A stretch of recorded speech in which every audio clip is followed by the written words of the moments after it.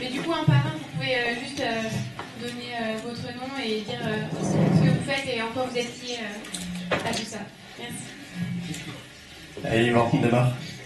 Donc, Yvan Marquet, promotion 2015. Brièvement mon parcours, après le bac S, j'ai fait une licence de sciences cognitives, puis le NSC. Et à la sortie de l'ANSC, j'ai travaillé 1 an dans une association du secteur médico-social sur un projet de service game destiné aux aidants de personnes autistes. Passe le micro à qui tu veux. Hugo Langlais, donc ancien de la promo 2011. Avant de venir ici, donc, au bac S, pareil, je suis passé par prépa maths. Et en sortant de l'école, j'ai travaillé dans le conseil en ergonomie pour un sous-cabinet sur Pessac, c'était dans le secteur plutôt industriel, principalement pour EDF, chez qui je travaille du coup depuis 2015.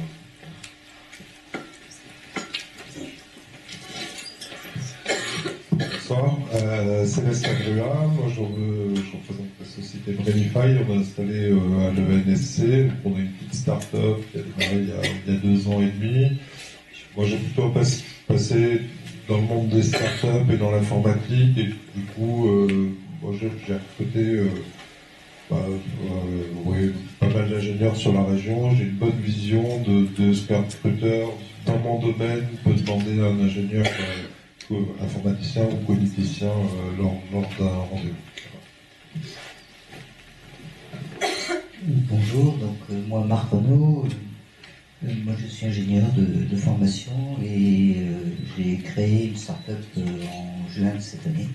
Après un passé plutôt dans les grands groupes, moi j'ai travaillé beaucoup dans les grands groupes et j'ai été un peu tout, j'ai travaillé à IBM, donc Veolia, où j'ai été à la fois patron opérationnel et puis DSI pendant 10 ans. Voilà. Après, je suis passé chez un éditeur de soft à l'international et puis je suis revenu, j'ai créé une entreprise. Voilà. Bonsoir, Jean-Marc Salotti. Donc moi j'ai un petit passé que vous ne connaissez peut-être pas, mais en tout cas j'étais à l'origine, j'ai fait un DEA d'intelligence artificielle. Après j'ai fait une thèse en vision par ordinateur. Et puis après, ça y est, j'étais recruté très rapidement enseignant-chercheur, maître de conférence, et puis passé professeur. Je me suis orienté vers les sciences cognitives, et puis alors après, vous savez sans doute aussi, j'ai un petit peu diversifié, à la fois un petit peu en robotique, et puis aussi même des missions martiennes habitées, par exemple. Donc, voilà. Bonsoir à tous, donc Samy Dini. Alors moi je suis comme les 2 compères à droite, anciens de l'école, promo 2009, alors je suis l'ancien des anciens, de toute façon. Moi après mon cursus à l'école, je suis resté pour faire une thèse, et puis comme j'étais un grand aventurier, on a créé une start-up à l'école aussi, qui s'appelle Akiani, qui est sur la plateforme. Je pense que à peu près tous les 2A et les 3A, on dû avoir des gens chez nous en cours.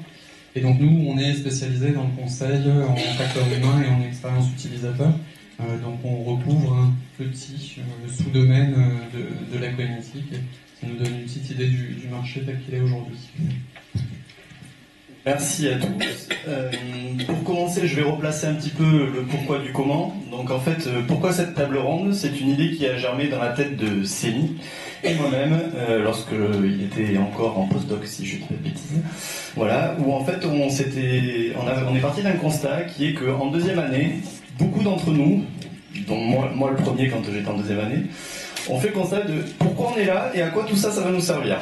Voilà. Donc du coup, on s'est dit, bon, pour essayer d'éviter tout ça, parce que nous à l'époque, on n'avait pas forcément des anciens très proches, on en avait, mais on les voyait peut-être pas aussi souvent qu'aujourd'hui. Et donc du coup, on s'est dit, pour pallier à ça, on va essayer de monter un événement qui sera un peu à l'origine pour les élèves. Donc du coup, le but du jeu était de vous faire remplir un formulaire, pour ceux qui l'ont vu et qui l'ont rempli, merci, dont on a extrait certaines questions et certaines thématiques et qu'on va poser ce soir aux intervenants pour qu'ils puissent répondre et un peu vous aider à vous aiguiller dans votre avenir prochain. Voilà pour la mise en bouche. Je vais laisser Juliette lancer le débat. Du coup, je vais poser la première question et je vous m'entendez bien. Et du coup, je donnerai la parole aux différents intervenants, comme ça, chacun peut répondre sur différentes questions. Voilà. Du coup, quels sont les secteurs privilégiés de l'ingénieur phonéticien? Quels sont les métiers dans l'industrie ou la recherche auxquels peut prétendre un ingénieur phonéticien?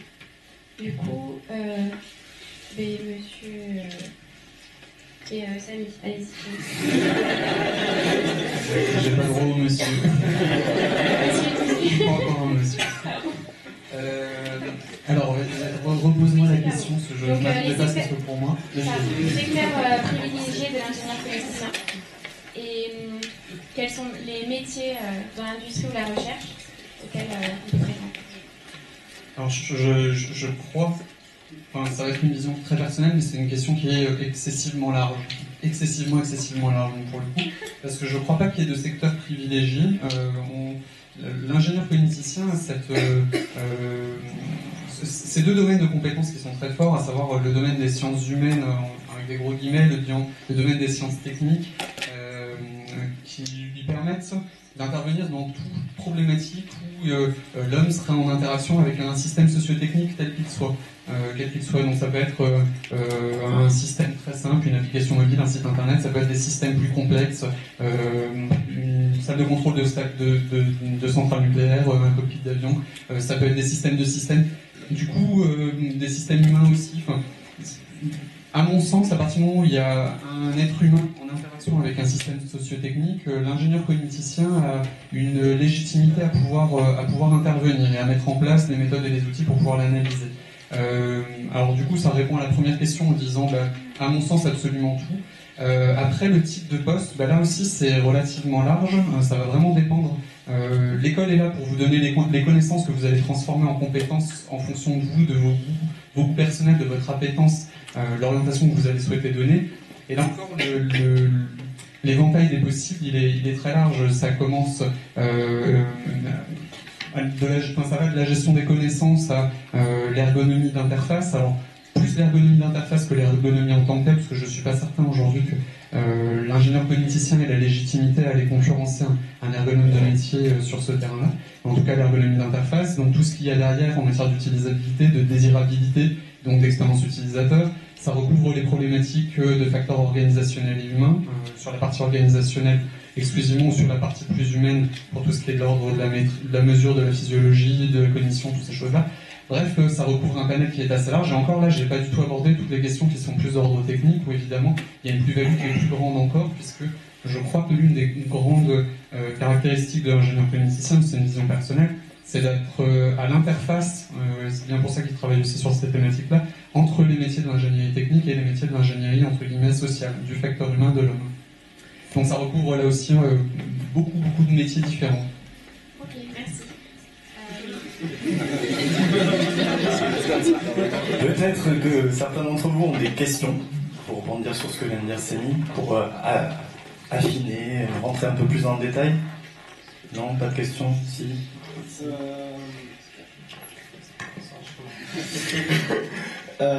Oui, donc ma question c'était comment justement trouver sa place à l'interface de ces deux corps, de ces deux domaines, tout en trouvant sa légitimité, puisque étant donné que on est à l'interface entre ces deux domaines de sciences, on peut facilement se retrouver face au problème de se sentir moins expert en sciences humaines que des ingénieurs formés exclusivement en sciences humaines, et dans le même domaine, moins experts que des ingénieurs informaticiens, par exemple, dans le domaine de l'informatique. C'est moi qui réponds. C'est cadeau. Je pense effectivement que se sentir moins légitime, c'est normal. Et d'ailleurs, vous auriez tort à vous sentir plus légitime, autant légitime que les ingénieurs techniques ou les ingénieurs des sciences sociales. Vous avez l'idée. Je pense que la légitimité de l'ingénieur cogniticien, c'est la légitimité du couteau suisse dans le sac à dos. C'est-à-dire que la caractéristique du couteau suisse, c'est qu'il coupe pas aussi bien qu'un opinel, il débouche pas le pinard aussi bien qu'un vrai tire-bouchon, mais pour autant, il est bien pratique à avoir dans le sac. Voilà.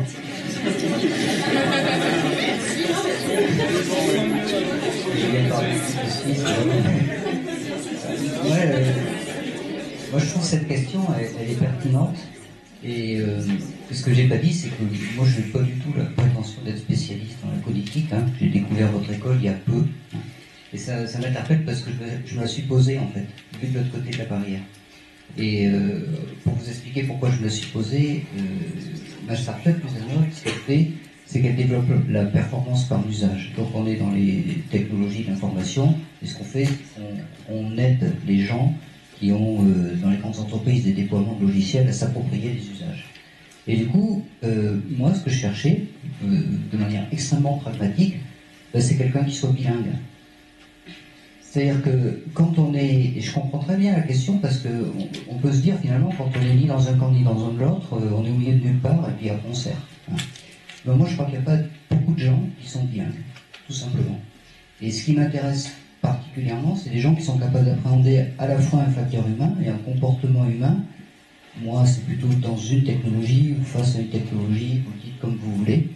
Et après, j'ai découvert tout simplement qu'il y avait le NSC. Et dans mon esprit, parce que j'étais plus sensibilisé côté monde anglo-saxon, c'était plutôt technologique. Là, c'était plutôt la technologie cognitive, quoi, hein, l'intelligence artificielle, etc. Et ça m'intéressait moins. Et du coup, c'est l'autre côté qui m'intéresse, parce que je pense que dans les grandes entreprises, il n'y en a pas. C'est aussi simple que ça. Et d'ailleurs, en France, il y en a plus, je crois. Je donne mon avis sur la question. Je pense qu'on va en parler beaucoup ce soir, mais ce qui est compliqué, c'est que finalement, autant un ingénieur informatique, on voit très bien ce qu'il va faire, et il peut parler de son type d'ingénieur informatique longtemps. Autant vu du côté de l'entreprise, c'est surtout le métier qui va décider de ce que vous faites, et du coup, voilà, je pense qu'un ingénieur d'ici, quand il fera de l'UX ou enfin, de l'ergonomie des interfaces, il se présentera en tant qu'ergonome des interfaces et plus ingénieur ou cogniticien. Et finalement, cette place-là, je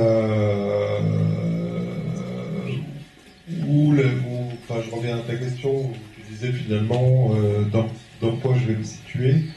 À être entre les sciences psycho, on va dire, et les sciences techniques, c'est le métier qui va le décider. Et finalement, un ergonome, il est légitime dans une équipe technique. Personne lui demande de savoir coder ou de savoir. Et cette légitimité, mais de la même manière qu'un chef de projet, qui drive des équipes. Très technique et qui n'a aucune compétence à réaliser le même boulot. Et pourtant, s'il fait son boulot, personne trouve son métier illégitime. Donc en fait, c'est dans la réalisation, pour moi, à mon sens, dans la réalisation du métier que tu vas la trouver la légitimité. Oui, Yvan, est-ce que tu veux rebondir là-dessus, toi qui rentres dans la vie active depuis pas très très longtemps? Oui, je peux donner un exemple de ce que j'ai pu faire au Créa d'Aquitaine, l'association du secteur médico-social dans laquelle j'ai travaillé. C'est vrai que l'image du couteau suisse correspond bien à ce que j'étais finalement pour eux, parce qu'ils m'ont mis un petit peu sur tout n'importe quoi. Ils y testaient quoi. Est-ce que tu peux faire ça? Oui, vas-y. Donc, j'ai aussi bien fait la conception des scènes du jeu, donc à partir de témoignages de parents que j'ai pu voir au cours de formations dispensées par les centres de ressources autisme. Donc tout ce qui est scénarisation des scènes, conception des scènes à partir du logiciel de conception de scènes en 2 dimensions. J'ai créé les interfaces du jeu, donc partie ergonomie des interfaces, en partenariat également avec des ingénieurs de l'ANSERM, qui sortaient juste de l'ANSERM, donc qui eux se concentraient sur le code, quoi, mais voilà, tout ce qui était interface ou quoi, c'était pas tout pour leur truc, ils voulaient optimiser leur code, créer un code parfait pour leurs yeux, quoi, mais personnellement je m'en fous comment il a été fait le code, je voulais surtout que ça ressemble un petit peu à ce que j'avais pensé et quelque chose qui soit utilisable. Et voilà, donc, ce côté, ça va aussi de pouvoir être un petit peu partout, peut-être pas un spécialiste dans chaque domaine, mais pouvoir agir sur chaque facette du projet. Hugo, peut-être tu veux pas si je vais avoir grand chose à globalement, on est bien dans le malaise, je pense que tu décrivais en ouverture, hein, la question de la légitimité et ce qu'on va bien pouvoir faire de tout ce qu'on nous met dans la caboche pendant les 3 ans à l'école. Je pense que la personne qui ne s'est pas posée, elle n'est pas encore rentrée à l'école. Déjà, on est tous passés par là. Après, il faut voir aussi, la TOC du coup a pas mal d'infos sur les parcours des anciens, le nombre de secteurs dans lesquels les gens sont amenés à travailler, les postes occupés sont effectivement hyper variés, quoi. Il y a des gens qui trouvent leur légitimité en passant par des postes un peu plus spécialisés avancés. Il y a pas mal de monde qui s'oriente vers l'informatique et qui commence dans des SS2I à faire du code pur et à s'éloigner peut-être temporairement de ce à quoi ils se destinent au départ, mais on a toujours ce bagage derrière qui nous permet d'évoluer dans le sens qu'on veut se donner finalement. Question légitime, effectivement. Derrière, je sais qu'en fait, le piège, c'est peut-être de chercher le poste de cogniticien. Il y a des annonces qui tombent de plus en plus sur chercher des ingénieurs cogniticiens dans le texte. Après, il faut aussi se faire une idée de ce vers quoi on tend. Peut-être qu'il y a des enseignements qui ne vont pas nous servir en cumulé dans l'école. Peut-être que si... c'est pour ma paroisse, mais moi, ce qui me branchait particulièrement, c'était plutôt sciences humaines et ergonomie, et je suis un peu tâté avec l'informatique, et finalement, j'ai rapidement bifurqué. L'informatique, j'en fais plus du tout aujourd'hui. Je suis sur Excel. C'est dire. Gros développeur, quoi. À l'inverse, il y a des parcours qui vont vous éloigner beaucoup plus des enseignements qu'on peut avoir côté sciences humaines. On va trouver un équilibre. Akiani, le milieu du conseil, c'est, je pense, un des domaines les plus riches où on peut varier les plaisirs, du coup, sur les instruments.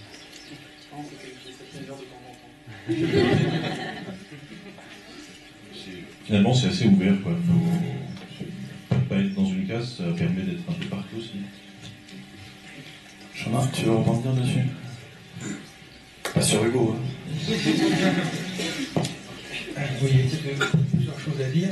En fait, je pense que peut-être le premier point, c'est que on est un petit peu entre deux disciplines. Il y a quand même un point très important.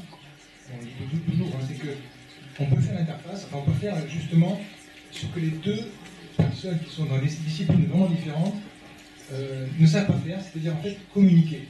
Ce point de la communication. Quelqu'un qui est en informatique, il s'est développé, très bien, il a développé un software, très bien. Quelqu'un qui est totalement dans les sciences humaines et sociales, eh bien lui, il sera plutôt dans la relation humaine, mais finalement, ou les interfaces, on va dire, enfin, dans le design, très bien, mais comment est-ce qu'il va communiquer avec le spécialiste d'informatique?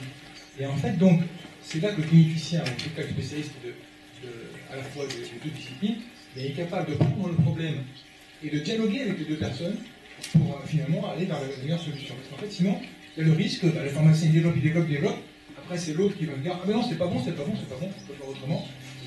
Le dialogue est très compliqué. Donc en fait, celui qui est capable d'aller vers l'un et vers l'autre, eh bien, il est capable effectivement d'optimiser un petit peu finalement la conception du système, qui sera, et du coup, sont très utilisateur typiquement.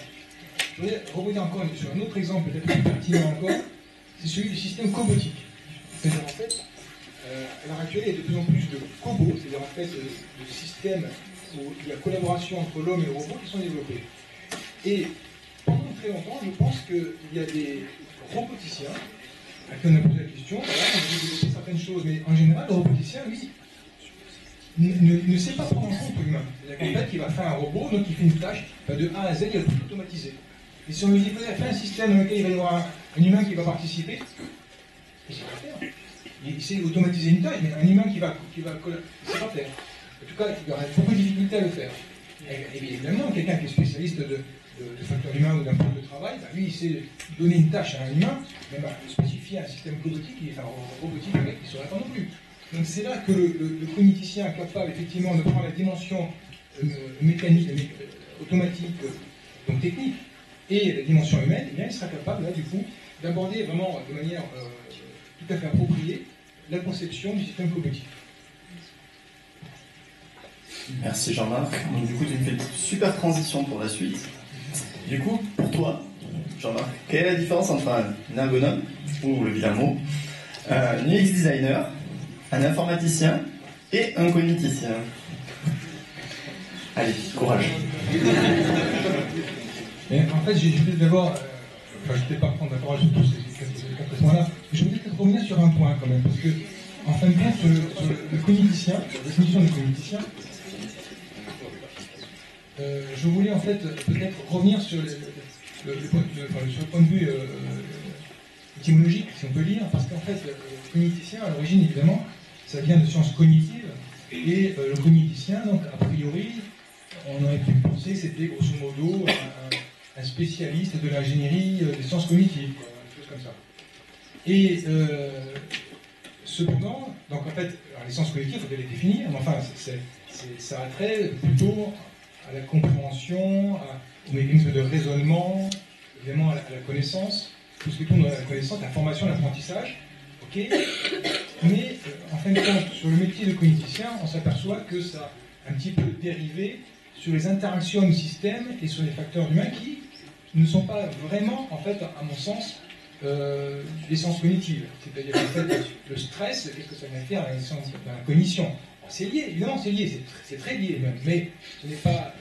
Voilà, on pourrait dire, à mon sens, qu'il y a des sciences cognitives, et en ajoutant tout ce qui est facteur humain, en ajoutant d'autres choses, peut-être plus la physiologie d'ailleurs, peut-être aussi, évidemment, les neurosciences par exemple, ça forme après je dirais la base, le socle du cogniticien, des connaissances des cogniticiens. Et là, on a rajouté cette partie interaction. Mais donc, en tout cas, donc, pour répondre à la question, on se base sur le socle, enfin, sur l'origine du mot cogniticien. Donc, moi, je préfère dire que le cogniticien, c'est plutôt quelqu'un qui est spécialiste d'ingénierie des sciences cognitives. Alors après, effectivement, il s'accapare d'autres compétences qui relèvent plus donc de l'UX designer, alors, tu peux rappeler les autres. L'ergonome, oui. En tout cas, si on restreint un petit peu le terme de cogniticien, parce que sinon il englobe évidemment beaucoup de choses, on aura tendance à arriver à les autres. Dans ce cas-là, l'ergonome, évidemment, mais même l'ergonome, ça aussi c'est polémique, parce qu'en fait, l'ergonomie, si vous allez aux États-Unis ou si vous allez en France, évidemment, c'est pas tout à fait les mêmes définitions. En France, un ergonome, on a l'impression qu'il sait tout faire, pratiquement, en tout cas, en ce qui concerne à la fois l'interface, les facteurs humains, ça englobe, alors qu'à priori, on peut dire, tiens, pareil, la gestion du stress, qu'est-ce que ça vient faire avec l'ergonomie? On parle d'ergonomie cognitive, alors il y a, tiens, un peu de sciences cognitives aussi avec l'ergonomie. Donc en fait, ça dépend aussi à qui on s'adresse. Alors après, il y a encore, je vais peut-être laisser la parole pour les autres thèmes, ça fait un peu plus... Samy, tu voulais peut-être intervenir? Merci Pedro. Pour moi, il y a une distinction qui est assez nette, enfin, en tout cas en termes de pratique. Aujourd'hui, l'ergonome, si on pense ergonome au sens peut-être du titre européen, il me semble aujourd'hui que c'est un métier qui va traiter beaucoup plus des thématiques que de risques psychosociaux, de problématiques organisationnelles, et historiquement pas mal aussi de questions autour du poste de travail, de l'aménagement du poste de travail, en particulier tout ce qui relève des troubles musculo-squelettiques. Il y a la dimension effectivement l'ergonomie cognitive qu'on va retrouver beaucoup dans la démarche du UX design. Donc je peux basculer sur l'idée le titre UX designer, qui moi est un titre qui honnêtement ne me parle pas beaucoup. Alors aujourd'hui on a des gens dans notre équipe qu'on revendique comme UX designer parce que c'est pratique, ça permet de communiquer. On recrute des UX designers parce qu'il y a des gens qui s'en revendiquent. Je ne suis pas certain, très honnêtement, que ça soit un métier aujourd'hui. Je pense que l'UX design, c'est une démarche. Ça, j'ai pas grand doute à ce sujet. Ça traite de plein de choses, du graphisme, du motion design, du sound design, de l'utilisabilité, de la désirabilité, des émotions, de l'affect, de l'architecture de l'information. Enfin, ça regroupe un panel de compétences qui est absolument gigantesque. Je ne suis pas certain qu'il y ait grand monde qui traite de l'ensemble de ces compétences et je ne suis même pas certain que ça soit souhaitable. Parce que c'est des domaines qui sont chacun tous tellement pointus qu'en fin de compte, c'est peut-être mieux s'il y a des gens qui sont spécialisés dans chacun de ces domaines. Donc du coup, pour moi, la démarche l'UX designer aujourd'hui, c'est le métier de l'ergonomie HM d'hier. En gros, alors ça regroupe à la fois des gens qui faisaient de l'ergonomie des interfaces hier et des designers d'interfaces à la même période. Ça arrange bien les ergonomies HM de dire aujourd'hui qu'ils sont UX designers, parce que du coup ça fait croire à tout le monde qu'ils sont capables de faire de belles interfaces. ça arrange bien les designers de dire qu'ils sont UX designers parce que ça fait croire à tout le monde qu'ils sont capables de prendre en compte les usages. Voilà, je pense que dans les faits, il y a quand même des colorations qui sont très très fortes dans les profils du UX designer et c'est pas du tout un défaut, pas du tout du tout. Je veux pas du tout dire qu'il y a de plus beaux métiers sous cette grande thématique-là. L'ingénieur cogniticien, je pense qu'il a il va aller piocher des compétences dans ces deux domaines-là, à la fois au sein du UX design, au sein de l'ergonomie. Et puis il y a quand même cette compétence dont Sébastien en particulier a parlé, mais pas que, qui est la compétence technique. Enfin, Jean-Marc en a parlé aussi. La compétence technique, la capacité à produire du code. Alors Yvan en a parlé, pas forcément de très bonne qualité ce code-là, mais peu importe, parce que du coup ça permet d'avoir une position qui est à l'interface de plusieurs domaines, dont le domaine de l'ingénierie technique, ce que je crois l'ergonomie ne sait pas forcément très bien faire, en tout cas c'est pas sa vocation initiale à mon sens, ce que l'UX designer, à mon sens l'UX designer non plus. Il y en avait un quatrième, c'était l'informaticien.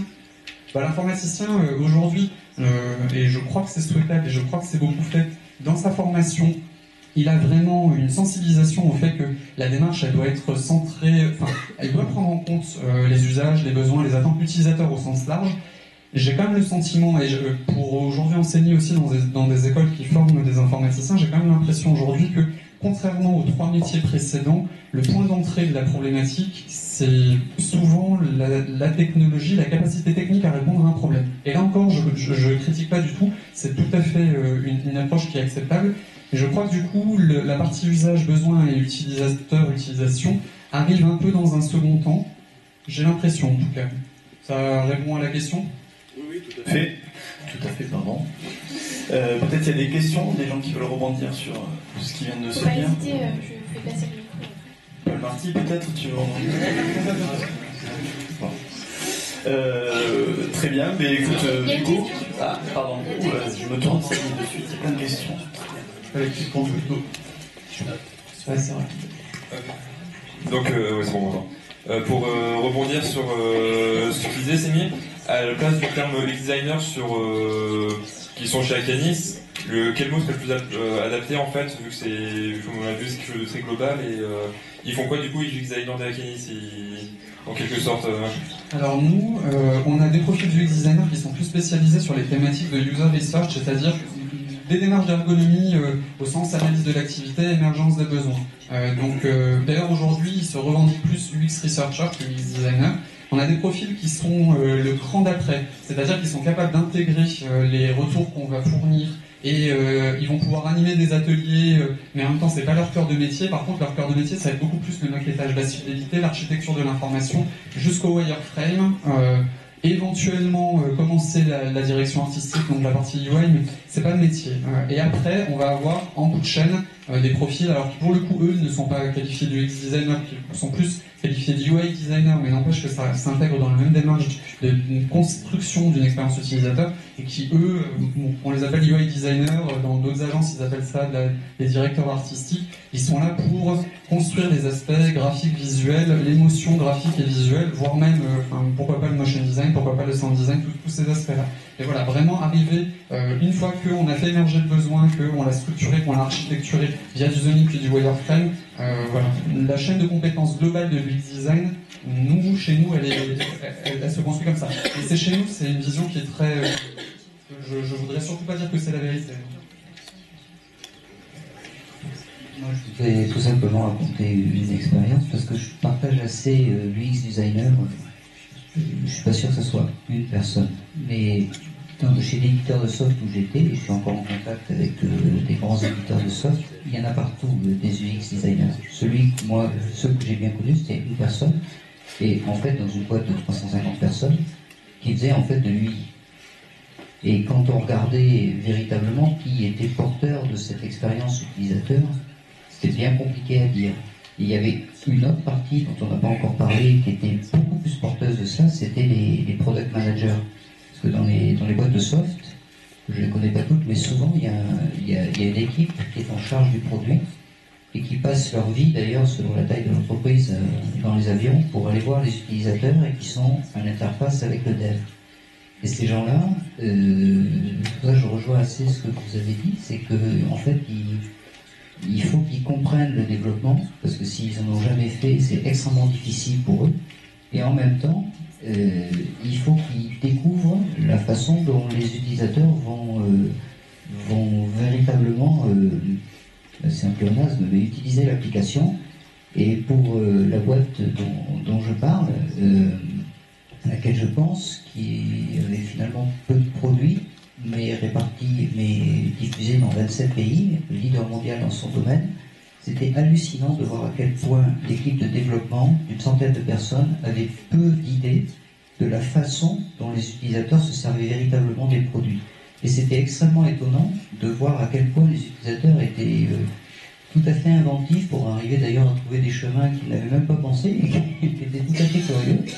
Et l'équipe, je ne peux pas dire une personne qui était le plus à même de parler de l'UX, en réalité était plutôt du côté du product manager. Oui, et là, dans l'expérience que j'ai eue, l'UX était plutôt du côté dev. Il n'était pas dans le product manager, mais en fait, c'était pas une personne, c'était la discussion entre les équipes qui faisaient l'expérience utilisateur. Et dire qu'il y a un poste vraiment bien dédié, je ne suis pas certain. Par contre, penser que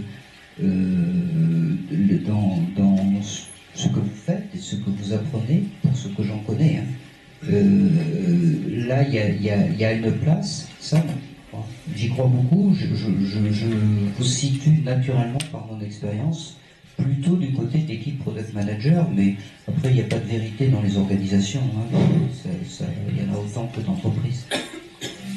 Peut-être Yvan, tu veux vraiment dire? Ou Hugo? Non? Oui, pardon, question. Et du coup, est-ce que vous pensez que dans le futur, il y aura peut-être des postes dédiés justement à quelqu'un comme ça qui fait l'interface entre les différentes équipes? Ou est-ce que ça va... J'en sais rien, j'en suis pas sûr et pas convaincu à titre personnel.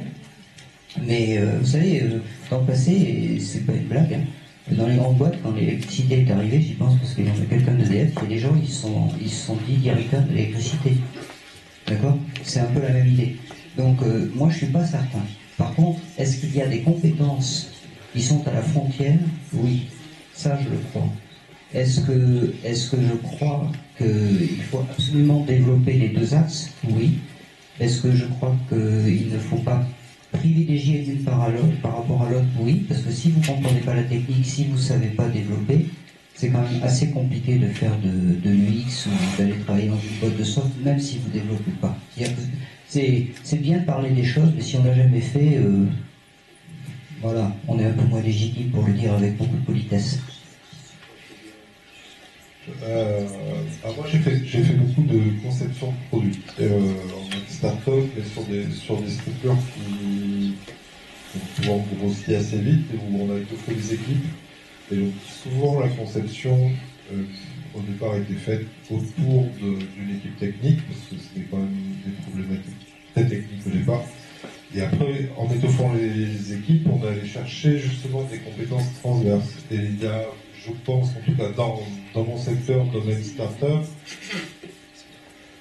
un type d'organisation qui vient plutôt des États-Unis où on va avoir dans les équipes des sortes d'électrons libres qui vont participer.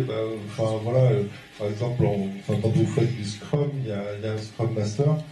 Il n'a pas de rôle technique, il n'a pas de hiérarchie vis-à-vis des personnes, il est là pour aider les gens à organiser leur travail. Et le rôle du lead, c'est vrai qu'il peut être transverse, il peut être porté par quelqu'un, mais qui du coup est là pour accompagner le recueil des besoins utilisateurs, l'avis sur les applications, et puis faire que finalement ça circule dans l'entreprise. Et moi j'ai typiquement recruté quelqu'un de l'école l'année dernière qui a fait son stage et qu'on a embauché. Et il n'y a pas de poste étiqueté sur ça, mais il le gère, enfin voilà, il avait envie, et puis nous, il avait un vrai besoin, et il le gère en transverse à côté de son métier de développement, quoi. Et donc voilà, typiquement, on a fait un questionnaire utilisateur, C'est en train de se gérer comme une fonction transverse dans l'entreprise. Voilà. Ok, merci. Il y a des questions? Non, ça. Moi j'ai une question du coup. On profite du micro. Du coup là on a des industriels, on a un ancien chercheur et des jeunes diplômés. Qu'est-ce que vous pensez du coup des personnes qui sont ingénieurs cogniticiens et qui sont donc dans la recherche?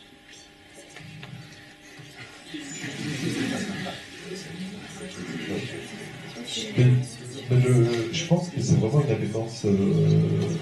C'est-à-dire qu'il y a une diversité de profils au sein de l'école, entre des gens qui vont être très techniques et d'autres, que finalement c'est l'appétence de ces personnes dans un domaine particulier qui va les amener à faire de la recherche ou pas, quoi.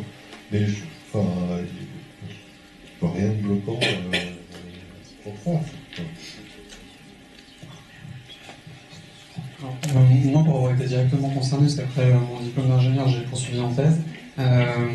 Je crois qu'il n'y a rien de bloquant. Par contre, j'ai pu constater, alors je ne sais pas si la tendance est toujours la même, mais j'ai pu constater, nous, à l'époque où on est sorti de l'école, qu'il y avait pas mal de monde. Enfin, je crois que dans la promo, on était 30% à avoir fait des thèses. On était 30 dans la promo, je crois qu'il y en a 10 qui ont fait des thèses. Donc c'était des chiffres qui étaient assez importants. Et je me demande si ça ne relève pas un peu du même processus que celui qui fait que vous vous êtes tous libérés ce soir à 18h30 après les cours pour venir vous rassurer sur l'avenir. Voilà. C'est que voilà, il y a des questions sur la légitimité qui se posent, des questions sur le côté transverse, sur l'interface, et on se dit peut-être qu'en poursuivant 3 ans, en devenant très très spécialisé, là je vais avoir une légitimité, parce qu'aujourd'hui je coupe pas aussi bien qu'un Opinel et j'ouvre pas les bouteilles aussi bien qu'un tire-bouchon. Ça va être la métaphore filée de la soirée, je vais parler. Donc du coup, je crois que c'est un réflexe assez normal. J'espère que du coup ce soir en partant, il y aura moins de monde qu'en arrivant, qui auront envie de se prolonger en thèse. Enfin, la thèse, c'est pas la panacée. Je rejoins complètement Sébastien. C'est pas une réponse dans la vie. Il faut avoir une vraie appétence pour le monde de la recherche. Voilà, c'est pas ça qui. Enfin, devenir docteur en cognitique, ça résout pas des problèmes dans la vie. Enfin, pas tous en tout cas.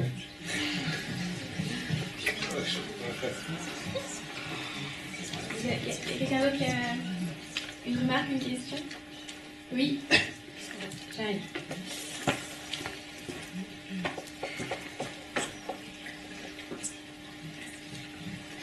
Mais par contre, pour revenir sur la recherche, des fois dans le monde de l'entreprise, il y a des pôles recherche et développement. Est-ce que c'est ouvert aux ingénieurs cogniticiens? Donc pas poursuivre en thèse, mais travailler en tant qu'ingénieur, mais dans un pôle recherche et développement. Surtout dans tout ce qui est thème avec la robotique et les cockpits d'avions qui n'arrêtent pas d'évoluer tout le temps, par exemple. Vraiment des grandes très. Alors, pour le coup, je vais peut-être faire mentir un peu Samy, mais pour parler côté EDF, ce qui ressort, c'est que pour bosser en R&D, il vaut mieux être doctorant.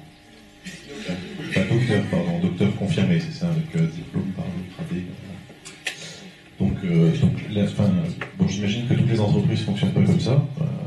Il y a des gens qui sont partis en R&D, d'ailleurs, sortis de l'école.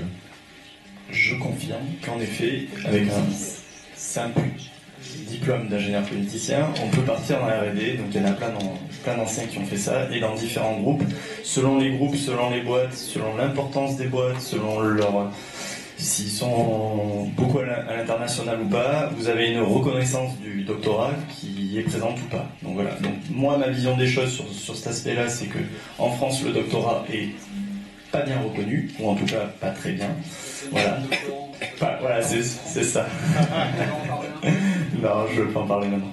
Mais mais pour avoir pu en discuter avec beaucoup de recruteurs, et notamment parce que j'ai participé beaucoup à des séminaires pour monter des startups, etc., le doctorat n'est pas bien reconnu en France. En tout cas, il est beaucoup moins bien reconnu qu'à l'étranger. Voilà, notamment aux États-Unis, où en fait vous dites simplement que vous êtes docteur, peu importe votre discipline, et en fait tout le monde voit très bien de quoi vous êtes capable, quoi. Voilà. Et alors pourtant, on peut se dire qu'un docteur en biologie n'est pas tout à fait capable de faire la même chose qu'un docteur en informatique, mais bon, a priori, chez eux, ça leur pose pas de problème. Voilà. Ils mettent une vraie étiquette, alors que le diplôme d'ingénieur, pour eux, ça leur parle beaucoup moins. Voilà. Donc c'est aussi, pour moi, à mon avis, le doctorat, une ouverture vers l'international qui est quand même assez intéressante, et une reconnaissance pour pouvoir aller à l'international de manière plus aisée, on va dire. pour compléter, je dirais qu'en France, effectivement, on sort de l'école avec un diplôme d'ingénieur cogniticien, il y a cogniticien dedans et ça peut poser problème au départ. Il y a surtout ingénieur et ça ouvre de sacrées portes. On se rend pas tellement compte dans l'école, mais ça, moi-même, j'en étais pas franchement convaincu en sortant et c'est hallucinant le nombre de portes que ça ouvre. Il faut voir que le monde de l'entreprise aujourd'hui est bien conscient de pas mal de problématiques autour de l'humain. Comprendre comment la caboche de tout un chacun fonctionne, c'est utile à plein de fins. Marketing, commercial, adapter les usages. Il y a vraiment énormément de débouchés et beaucoup d'intérêt des entreprises là-dessus. Par contre, un recruteur s'orienter vers des profils type sociologue ou des profils sciences humaines, qui du coup sont légitimes sur leur domaine parce qu'ils sortent de cases. Ils ont la bonne étiquette pour, ça fait un peu plus flipper, quoi. Et le diplôme d'ingénieur qu'on a avec la touche facteur humain, c'est du coup hyper rassurant en France. Moi je trouve la question centrale et hyper importante. C'est si tu veux faire de la robotique dans la recherche, fais-en ton projet perso, ton projet de vie. Et finalement, ce que tu as appris à l'école, c'est qu'un outil. Et le diplôme d'ingénieur, c'est que le début de la carrière. C'est pas un aboutissement. C'est là que ça commence. Et finalement, avoir un projet, je pense que c'est le meilleur moyen de rentrer facilement dans le marché de l'emploi. Parce que du coup, vous allez vous donner les moyens d'acquérir les compétences, et elles ne seront peut-être pas toutes dans l'école. Il y en a peut-être qu'il faut aller, que vous allez chercher à titre personnel, mais du coup, vous allez bâtir un profil, quelque chose que nous, du côté employeur, on apprécie énormément. Quelqu'un qui se dit, qui a un but et qui sait donner les moyens de l'obtenir. Moi, je trouve ça hyper vendeur, côté employeur. Et du coup, moi, à la rigueur, je vais être moins sensible à l'école ou à la formation, même si c'est notre cœur d'actualité. Mais moi, je connaissais pas l'école avant de venir ici. Et finalement, pour avoir recruté quelques centaines d'ingénieurs, j'ai vu passer des grandes écoles avec des gens pas terribles et des petites écoles avec des gens brillants. Et finalement, c'était leur projet et la motivation qu'ils mettaient derrière qui faisait la différence entre ces gens-là. Donc, faut pas trop vous formaliser sur... je pense, réfléchissez plus à votre projet que ce que va vous donner le diplôme. Le diplôme ne va pas vous donner grand-chose. Votre projet, ce que vous faites de l'enseignement, va vous donner beaucoup.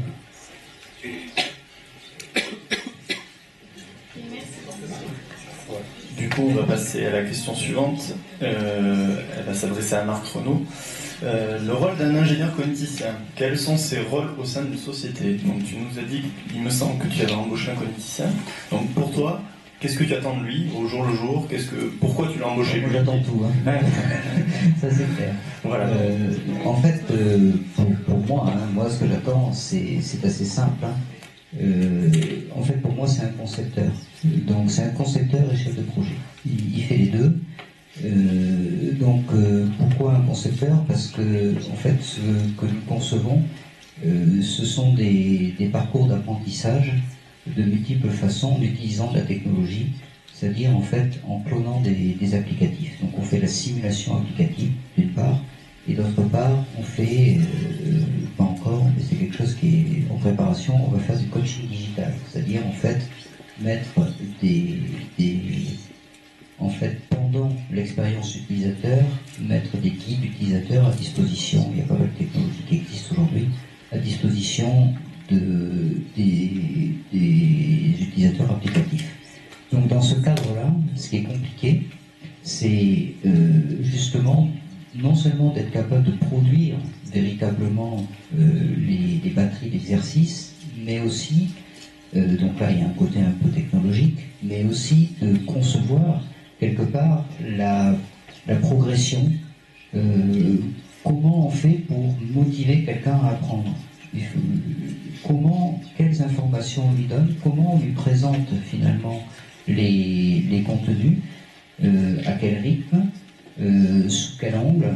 Et ça, c'est assez compliqué à faire parce qu'il ne faut pas oublier que dans notre clientèle, les utilisateurs finalement qui ont à utiliser des ERP ou n'importe quelle grande application, le projet sur lequel on travaille actuellement consiste à former 1000 personnes en formation initiale en 5 semaines.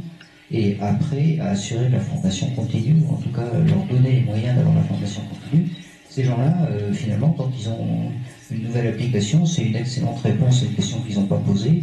Ils n'ont absolument pas envie de changer, absolument pas. Il va falloir qu'ils trouvent la motivation. Et la difficulté, c'est comment vous amener la motivation. Et c'est là où la formation de cogniticien, elle m'a paru extrêmement intéressante parce qu'elle est à la fois capable d'apporter des connaissances technologiques et de mettre un peu les mains dans le cambouis en développant des contenus digitaux, quelque part, mais aussi elle a ce côté compréhension des sciences humaines, du facteur humain, et elle a cette science sociale qui est en fait le plus grand frein que rencontre une entreprise. Parce que vous savez, moi j'ai été DSI de grands groupes pendant 12 ans, c'est pas difficile, aussi paradoxal que ça puisse paraître, c'est moins difficile de trouver une technologie performante aujourd'hui sur le marché que de faire en sorte que les gens s'approprient les usages que vous allez introduire avec ces technologies. Et aujourd'hui, on considère que l'obsolescence des connaissances digitales, c'est à peu près 100% en 5 ans. Et encore, c'est optimiste. Donc, c'est-à-dire qu'en 2 ans et demi, vous avez perdu la moitié de vos connaissances. Mais vous avez plein de gens, ils n'ont pas envie de réapprendre. Comment vous faites? Donc, moi, ce que j'attends de la personne que j'ai embauchée, c'est exactement ça. C'est que c'est un concepteur. Alors pourquoi j'ai dit chef de projet? Parce que après c'est la vraie vie, c'est-à-dire que vous avez des engagements techniques, vous avez des engagements de délai, vous avez des engagements qualité, vous avez des engagements financiers vis-à-vis d'un client. Donc il faut livrer en temps, en heure, dans les prix, enfin voilà quoi. Donc ça c'est du chef de projet, ça je ne sais pas si vous en faites dans votre cursus, mais c'est de la formation très classique, comment gérer un projet. Avant de vous donner la parole, moi j'aurais une autre question du coup concernant cette personne, si ça pose pas de problème bien sûr de le dire. Elle a fait un long parcours après être sortie de l'école ou vous l'avez recruté juste après? Non, en fait, pour ceux qui le connaissent, il s'appelle Florian Baquet et Florian est sorti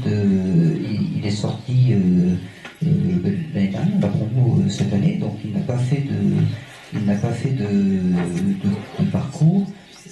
Ça ne me dérange pas, au contraire.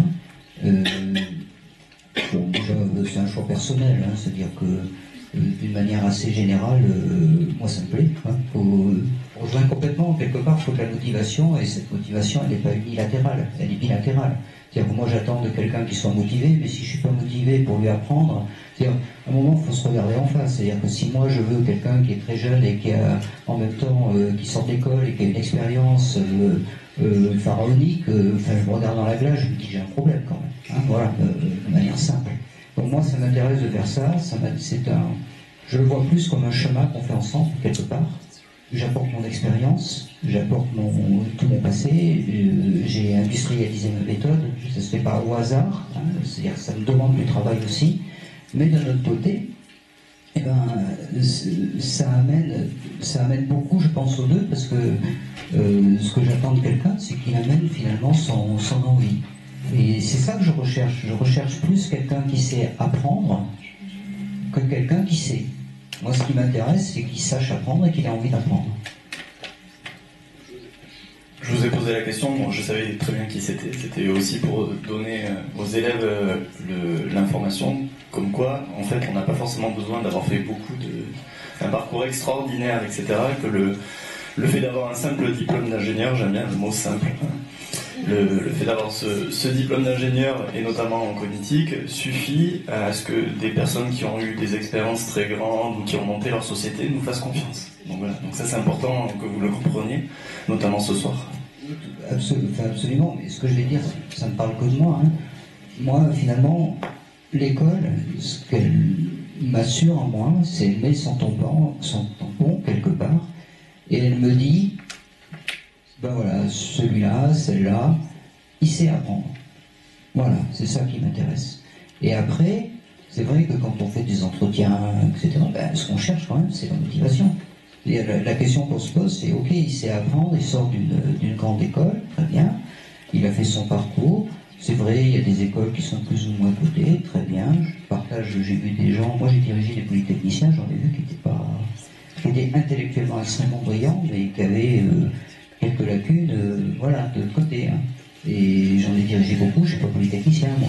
Donc voilà, donc ça n'est pas suffisant. Donc ce qu'on cherche, on se dit, bon ben l'école, en France, franchement, on a des filières, je dis pas ça parce qu'il y a un professeur à côté de moi.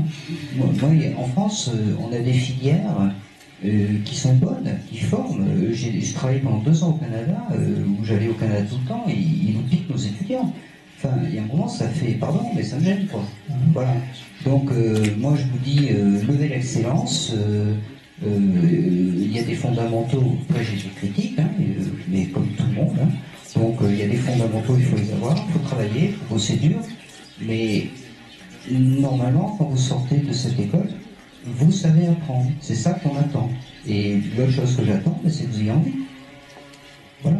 Et que le projet dans lequel je suis vous intéresse. S'il ne vous intéresse pas, c'est tout à fait légitime, mais passez votre chemin. Il n'y a pas de problème avec ça. Sébastien, tu peux peut-être nous en dire un petit peu plus, toi, sur, en tant que recruteur de cogniticien, sur, pour toi, enfin en tout cas dans ta société Brainify, pourquoi un cogniticien? Est-ce que vraiment il y a une vraie raison à ça? Est-ce que ça se, comme tu as pu en dire tout à l'heure, ça se développe petit à petit cet aspect-là ou pas? Enfin, j'ai pas tout à fait bien compris ce que tu voulais dire. Alors j'en ai deux, hein. Enfin deux personnes de l'époque pour l'instant. Mais il se trouve que je suis pas sûr. Enfin, ils font 2 métiers assez différents finalement. Alors j'ai Jean qui est de la promo 2015, ouais, qui est pas mal dans le domaine du machine learning et où on essaye d'apprendre des comportements sur les sites de e-commerce. Donc c'est pas votre cœur de métier, mais finalement lui, typiquement c'était son appétence quoi. Donc il a utilisé les bases de tout ce qu'il avait appris à l'école et puis il s'est auto-formé sur certaines choses, et puis voilà, il est venu me vendre son projet, et puis c'est la motivation qui fait la différence, quoi. Et on a Mathieu qui est de cette promo-là, qui vient juste d'être diplômé. Et Mathieu, lui, il avait un peu cette même problématique que certains ont ici, de se dire finalement si je suis pas assez fort techniquement, je vais développer un complexe de l'ingénieur cogniticien, et donc il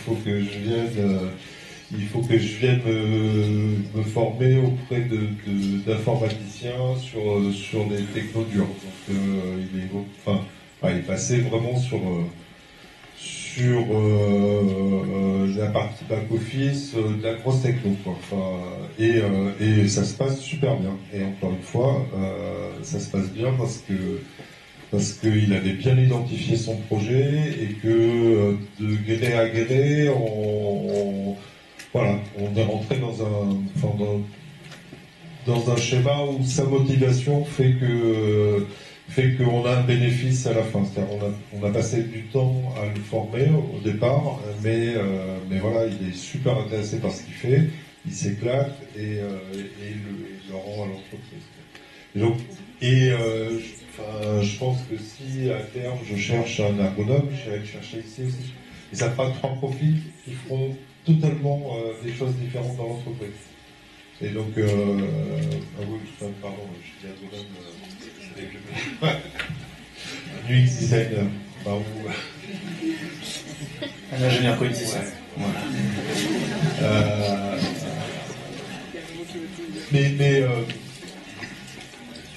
Mais cette vision-là, finalement, enfin, c'est au contact de l'entreprise qu'on la développe, son projet personnel. C'est pour ça que je pensais bien de rencontrer des boîtes, de parler métier, et pas et parce que finalement, les formations et les métiers, c'est quand même deux choses bien différentes dans les entreprises.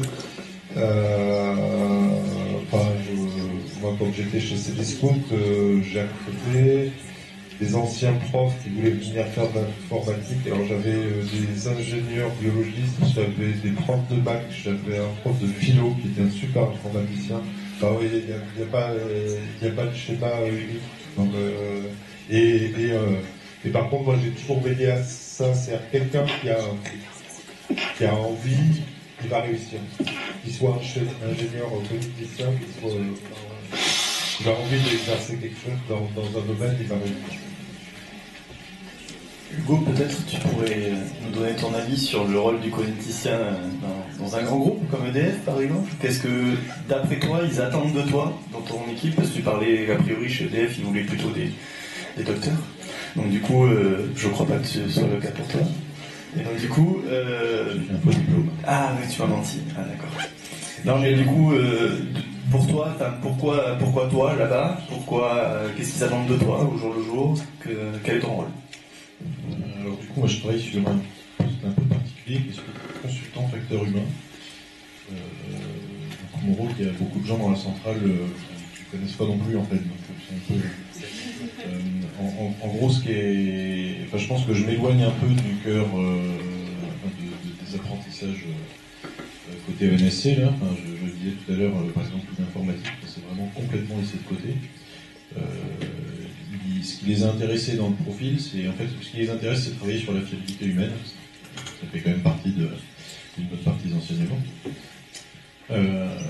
Et donc dans le cadre de ce poste, il y a différents domaines d'intervention. Il y a un gros domaine qui est celui de l'analyse d'événements. Je ne sais pas si on en parle vraiment en cours dessus. Finalement, c'est de l'étude de situation de travail, mais dans des contextes un peu moins tendres que celui des projets d'amélioration. En fait, bon, il s'est passé quelque chose de plus ou moins grave, et on vient essayer de comprendre comment ça a pu arriver et où est-ce que les systèmes de défense normalement en place sont défaillants. Faire le lien avec la cognitique. Bon, comme je le dis, je pense que ça balaye un large pan des enseignements. Enfin, ça le met de côté. En revanche, tout ce qui les intéressait, du coup, c'était toutes les compétences côté sciences cognitives, neurosciences, en fait tout le bagage sciences molles. Et comme je disais, sciences molles, ouais, c'est comme ça qu'on en parle amoureusement dans l'industrie. Il faut s'y faire. Et en fait, du coup, pour poser le truc, du coup, le côté science plutôt demi-molle, avec le titre d'ingénieur, qui faisait un peu demi-dur aussi. Donc, ça les intéressait pourquoi? Parce que c'est dans les gros groupes, ils voient un peu plus loin que les 5 ans à venir, et ils se demandent dès l'embauche ce qu'ils vont pouvoir faire de vous dans 10 ans. Et en fait, ça prend un gros groupe, c'est que même 10 ans après, le diplôme, ça compte. Et que donc, avec une formation de sociologue, au bout de 10 ans, vous assurez un poste de sociologue. Donc ça, c'est particulier, je pense que c'est propre au gros groupe. Après, voilà. Merci. Y a-t-il des questions? Si, une question.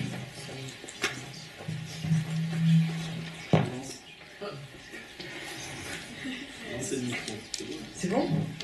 Par rapport justement au rôle de l'ingénieur, est-ce qu'il y a des différences de statut entre un ingénieur dans une grande entreprise ou dans une petite entreprise type start-up ou...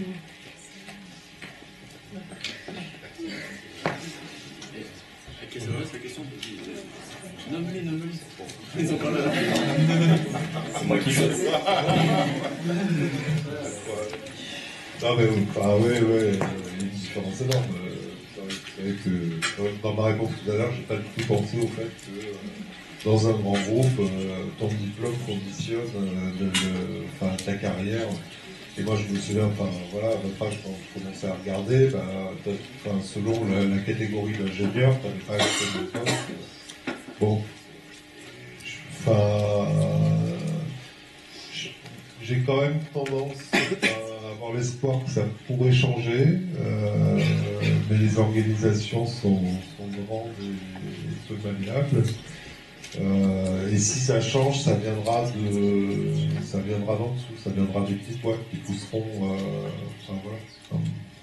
à peut-être horizontaliser un petit peu plus et pas chercher à mettre les gens dans des silos.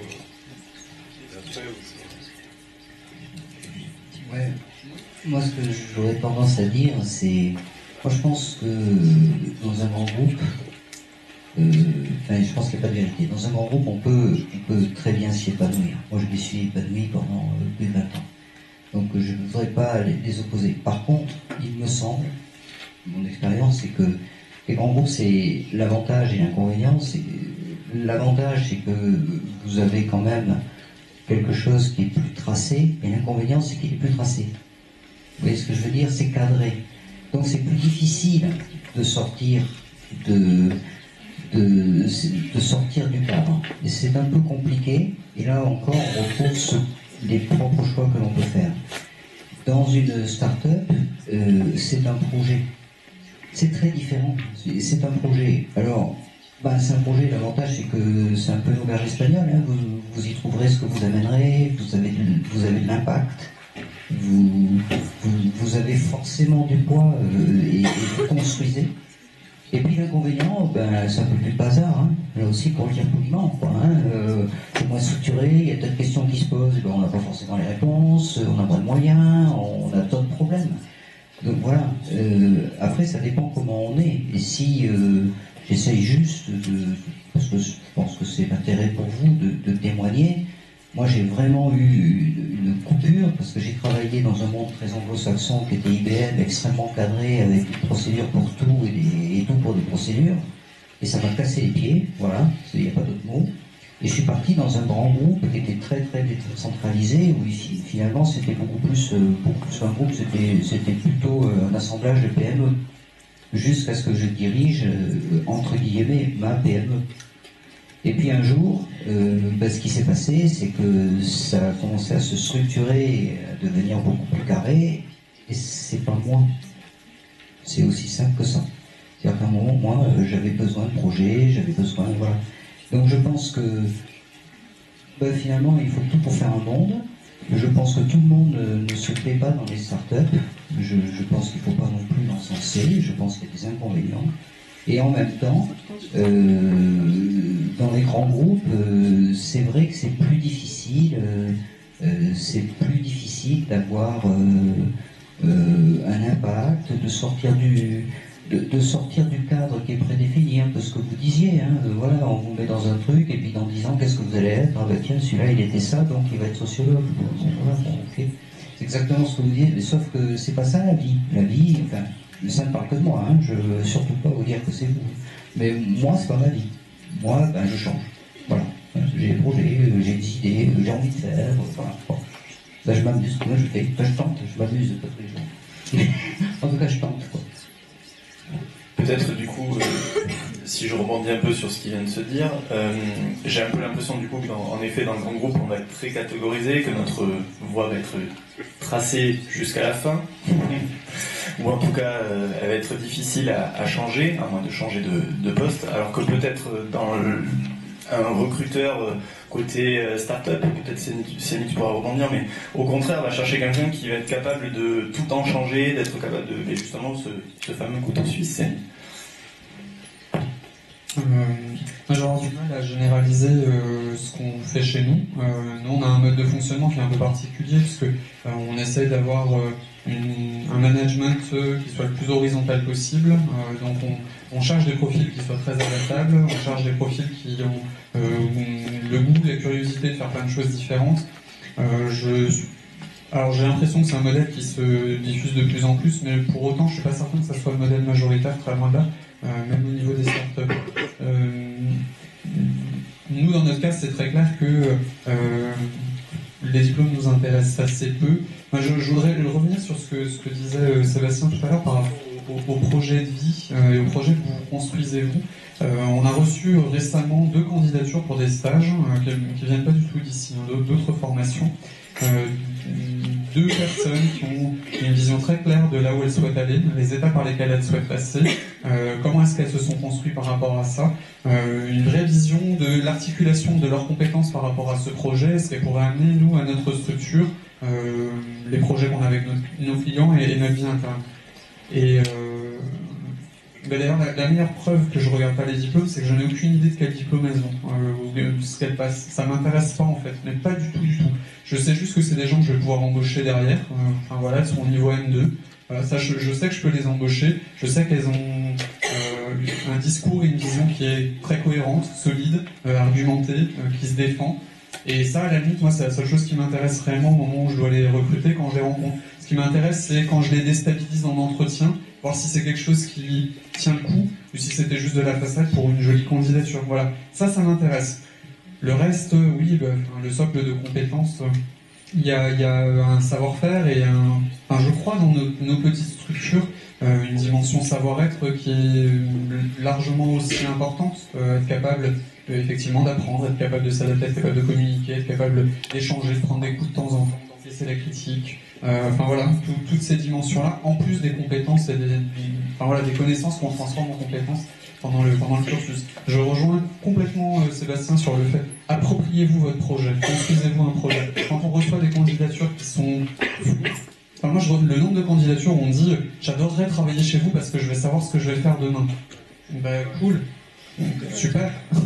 Mais je cherche pas à avoir une entreprise cotée au CAC 40, mais on n'est pas les secours populaires non plus. C'est pas une association philanthropique. Enfin voilà, on a envie de travailler avec les gens. Et je suis hyper heureux qu'ils s'accomplissent chez nous. Je souhaite que ça. Mais ça sera pas la raison pour laquelle j'embaucherai quelqu'un, parce que sinon j'embauche tout le monde ici. On en parlait la semaine dernière. La majeure partie des candidatures que je reçois une lettre qui va m'expliquer ce que moi je vais pouvoir apporter aux candidats. Moi, ça part bien. Un candidat, il doit m'expliquer ce qu'il va pouvoir m'apporter, parce que je vais prier pour ça, et pas ce que moi je vais lui apporter. Voilà. Et ça commence par là, je pense la construction de votre projet. C'est que si vous savez ce que vous voulez faire, vous aurez une vision de ce que vous pouvez apporter à une entreprise. Et c'est compliqué de l'obtenir, et ça se travaille. Et du coup, je pense que ça fait partie aussi de votre cursus d'aller rencontrer les professionnels, en petit comité, aller discuter avec les gens pour comprendre, parce que, comme disait Samy, le flou, le fait que vous ne soyez pas positionné, quand je vois des gens qui disent moi je cherche en ergonomie, mais si je trouve une place en informatique, j'y vais aussi. C'est pas entendable de notre côté. Il faut qu'il y ait une cohérence de profil. Il faut que la personne sache ce qu'elle veut faire. C'est pas à nous de. S'il y a du flou, on sait qu'on prend un risque. Et le risque dans l'emploi, on le paye souvent très cher son tour, je pense. Donc du coup, nous, il faut de notre côté qu'on ait une vision claire du projet de la personne, de ce qu'elle veut faire, et que du CV jusqu'à la lettre, tout ça déjà respire ça. Ok, merci. Du coup, ça va? On passe à la question suivante. Ça va peut-être sonner un peu répétition, mais quelles sont les qualités principales d'un bon ingénieur cogniticien et quelle est la plus-value de la formation selon vous? Jean-Marc, tu peux répondre à cette question pour la plus-value de la formation et les qualités que tu estimes trouver chez un élève qui sort de l'école. Je comprends bien ce qui a été dit parce que l'expérience, en fait, on va dire, sur les stages, ou des choses comme ça, le retour qu'on a un petit peu, et un peu peut-être une pensée sur votre conclusion de rapport de stage, par exemple. Donc, ce que je veux dire, c'est que la communication est extrêmement importante. C'est-à-dire qu'en fait, ingénieurs cliniciens qui font leur stage et qui reviennent. Et finalement, ce que je n'avais pas anticipé du tout, c'est la difficulté de communiquer, de bien communiquer avec les autres. Donc, sans doute que je renvoie un petit peu avec ce qui a été dit avant, c'est qu'effectivement, un point important, eh bien, c'est pas trop ce qu'on a facile, non, c'est peut-être un petit peu la communication et bon, tout ce qui tourne autour des facteurs humains, de toute façon, justement, mais voilà, la communication, c'est sans doute un point très important. Alors, évidemment, c'est peut-être pas l'essentiel de ce qu'on apporte. Qu'est-ce qu'on apporte, en tout cas, de manière générale? Ben, je pense que de toute façon, c'est ce côté à la fois technique et sciences humaines et sociales. Et je crois qu'en fait, les écoles, il y a peut-être plus de sciences humaines et sociales. Le côté psychologie cognitive, qu'est-ce que c'est que la représentation mentale, le raisonnement, le stress, la fatigue, tout ce qui tourne autour de l'humain, de manière générale. C'est une chose que, dans d'autres écoles, on a plus, il y en a des cours comme ça, mais évidemment, c'est un peu plus poussé. Il y a toutes des interactions homme-système, mais il y a aussi interactions homme-homme, évidemment. Donc, évidemment, c'est le plus qui fait que vous avez normalement, sans doute, une meilleure capacité à prendre en compte eh bien, les interactions humaines, notamment, mais aussi avec les systèmes. Donc, en fait, bon, moi, je crois que la plus-value, évidemment, elle est là, hein, elle est sur les interactions homme-système et homme-homme, mais malgré tout ce qu'on peut enseigner, je pense ici, il y a la personnalité qui n'est pas facile de changer. Et donc, il y a toujours des gens un peu plus timides, des gens un peu plus nerveux, un peu plus... Donc en fait, ça c'est très difficile à changer, c'est votre personnalité. Donc on ne peut pas quand même tout apporter. Donc ça, évidemment, l'entreprise, c'est de l'audition, qui apparemment est extrêmement importante aussi, si on regarde pas trop le diplôme, c'est lors de l'audition qu'elle est essentielle et dit. En tout cas, votre comportement, votre manière d'interagir avec autrui. Donc on apporte un petit peu, mais il reste cette personnalité que vous avez, difficile d'adapter, de faire évoluer. Peut-être Yvan, tu rebondis là-dessus avec ta vision de jeune cogniticien. Quelles sont pour toi les qualités principales du cogniticien? Je suis d'accord avec M. Saluti sur ce côté la communication, l'échange. Je vois par exemple lorsque j'ai travaillé dans l'association pour le jeu, bon, je travaillais aussi bien avec des informaticiens, je peux dire. Ma chef de projet était une doctorante en sciences politiques sur les politiques publiques en matière d'autisme. Je travaillais également avec des personnes qui sont vraiment du secteur médico-social, donc pour qui l'informatique c'était un autre monde. Et voilà, j'étais au milieu de tout ça et mon but c'était de faire le lien entre toutes ces personnes au profil bien différent et pour qui souvent il y avait un mur entre elles en fait. Je pouvais aussi bien comprendre le code des informaticiens et pouvoir rectifier des choses en partie, vu que c'était des stagiaires de l'école de l'ENSERM. Donc, une fois le stage terminé, et le jeu n'était pas terminé, donc on a dû reprendre quelques lignes de code pour intégrer de nouvelles choses. Donc j'ai passé également mon temps à apprendre de nouvelles choses sur l'autisme pour enrichir le jeu, etc. Mais en partenariat avec ma chef de projet qui elle en savait bien plus que moi. Mais voilà, donc c'est cet aspect communication et échange avec les gens et de travailler en équipe. Et, pour ce qui est travail en équipe, tous les projets à l'ENSC forment vraiment bien, surtout que tout le monde a des profils bien variés là, dans cette école. On travaille aussi avec des gens qui ont fait un début d'informatique, des gens comme moi qui ont fait plutôt sciences cognitives, etc. Donc tout le monde a ses particularités et ses points forts. Et, travailler en équipe, c'est vraiment la qualité de l'ingénieur informaticien. Oui, donc pour rebondir sur ce que tu viens de dire, pour l'avoir vécu aussi un petit peu en SS2I, quand on vous dit que vous allez faire l'interface entre les personnes très techniques et les personnes potentiellement des managers, des clients, enfin d'autres personnes qui ont des profils beaucoup moins techniques et qui comprennent clairement rien ou qui n'ont pas été formés à ça, ça paraît bête comme ça, on se dit mais comment c'est possible que les gens n'arrivent pas à communiquer, mais je vous assure et je vous le dis très fort que c'est ce qui se passe. Les gens ne se comprennent pas, ils n'arrivent pas à se mettre d'accord sur une fonctionnalité, sur ce qui doit être développé tout simplement. Et c'est là où nous, en fait, en ayant été formés un petit peu côté technique et en étant formés côté sciences molles et compréhension du besoin, en travaillant avec beaucoup de gens qui viennent d'horizons différentes, et qu'en fait, au fur et à mesure des projets de l'ENSC, vous vous en rendez pas compte, mais vous construisez une compétence qui est énorme, qui est en effet le fait d'être bilingue, ou trilingue, ou même des fois encore plus. Et c'est hyper important et vous en rendez pas compte. Et c'est un truc que ça paraît banal de le dire comme ça et vous vous dites tous, ouais, il nous dit ça, il nous dit ça, mais je vous assure que c'est incroyable à quel point les gens ne se comprennent pas dans une entreprise, surtout quand ils viennent d'univers complètement différents. C'est incroyable. Peut-être Marc, tu peux... En fait, je partage. Oui. J'ai envie de dire parce que je partage parce que je vis ça tous les jours. Je l'ai vécu de très nombreuses années parce qu'on le vit en ce moment.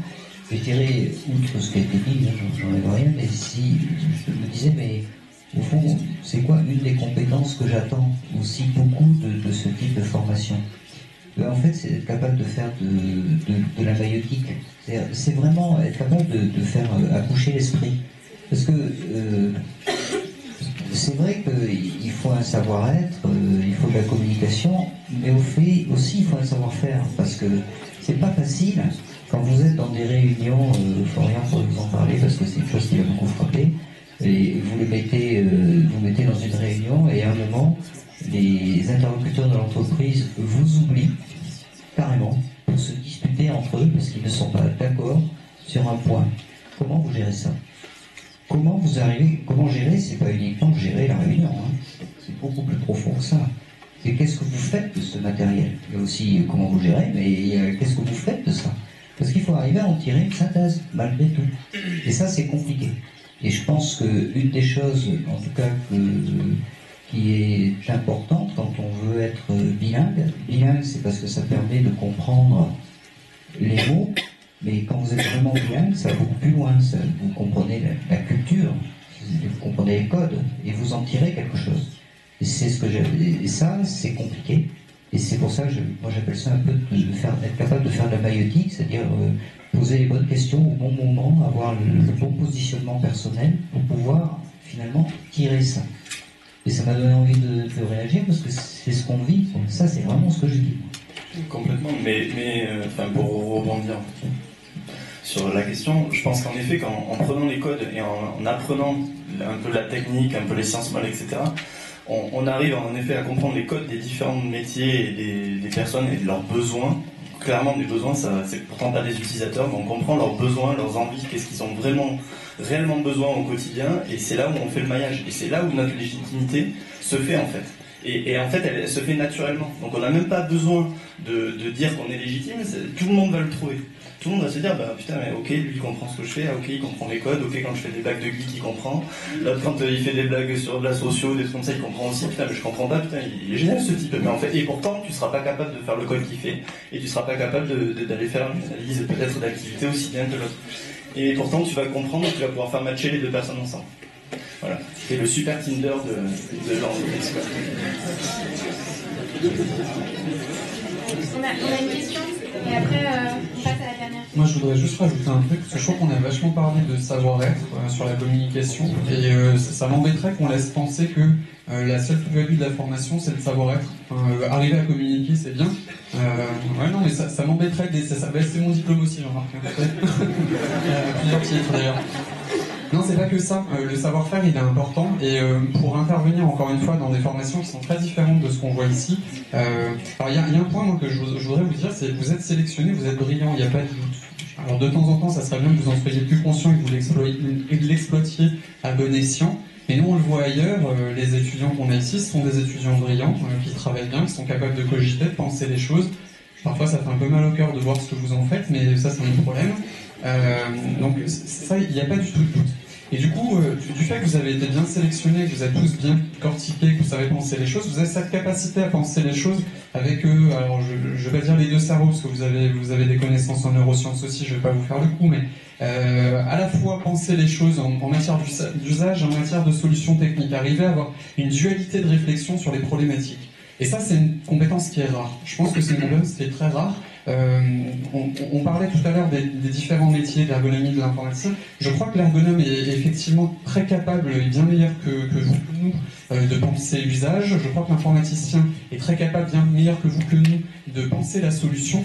Et par contre, des gens qui sont capables de penser de front les deux, à la fois quel est le besoin de l'utilisateur et comment est-ce qu'on va y répondre, je crois qu'il n'y en a pas beaucoup. Et ça, je crois qu'en matière de savoir-faire, alors il doit y avoir d'autres formations, moi je ne connais pas tout, hein, très loin de là, mais je crois que ça c'est une vraie très grosse plus-value. Vous avez vous fournir et vous former à avoir tous ces outils-là pour être capable de penser les choses à la fois avec le problème, Et ces différentes déclinaisons, la partie cognitive, la partie technique, la partie usage, la partie besoin et la solution technologique que vous pourriez y apporter. Et ça, à mon sens, il y a une très très grosse plus-value à ce niveau-là. Il y en a sûrement d'autres, et la communication en fait partie, mais dans les savoir-faire, je pense qu'il y a une vraie plus-value à ce niveau-là. Merci. On avait une question ? Du coup, moi, la question que je me posais, c'est par rapport aux stages, aux emplois. On trouve aujourd'hui, ou je trouve peut-être aujourd'hui, que des offres qui parlent qu'une seule langue. Comment je fais, moi, pour me placer comme ça, avec un positionnement bilingue? Comment je vais leur dire, voilà, moi, je vais faire les deux. Bon, c'est pas ce que vous cherchez, mais c'est ce que je sais faire, alors vous avez besoin de moi. Enfin, voilà. Est-ce qu'il y a un best use? Est-ce qu'il y a des... Comment vous voyez les choses? C'est mon avis, hein, et ça engage que moi, je pense qu'il y aura des avis différents. Moi, je spécialiserai les réponses. C'est-à-dire, plutôt que d'avoir un CV qu'on fait, tu sélectionnes 3 métiers que tu veux faire, et tu fais 3 CV, et toi, tu adaptes ton discours au métier que tu veux faire. C'est-à-dire que tu vas être... parce que s'ils découvrent que tu peux faire autre chose, ça se fera dans le temps. Enfin, tu vois, quand tu vas acheter dans un magasin un truc et qu'on te dit que ça peut faire plein d'autres choses, tu dis, ouais, moi la fonction que je veux, c'est ça. Alors, peut-être c'est binaire. Voilà. Il a un boss qui cherche un besoin hyper particulier. Il va, voilà, les modèles avec option, tu vois, tu vendras les options plus tard. Ouais, il faut spécialiser ta réponse. Plutôt que de faire le grand éventail. Enfin, c'est souvent moi ce que je disais tout à l'heure, ce que je reproche, c'est à tout vouloir montrer, tu montres pas rien. C'est-à-dire que le super généraliste qui connaît tout dans tous les domaines, nous de notre côté on ne croit pas quoi. Donc vaut mieux voilà. Vaut mieux partir sur un angle et quitte à avoir 3 CV différents.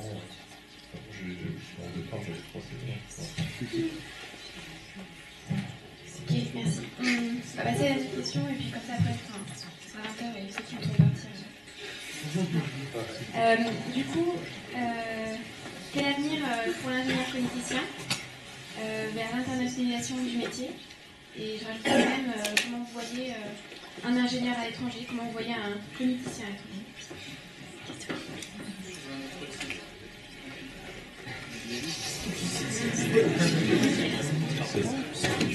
C'est la question de la fin.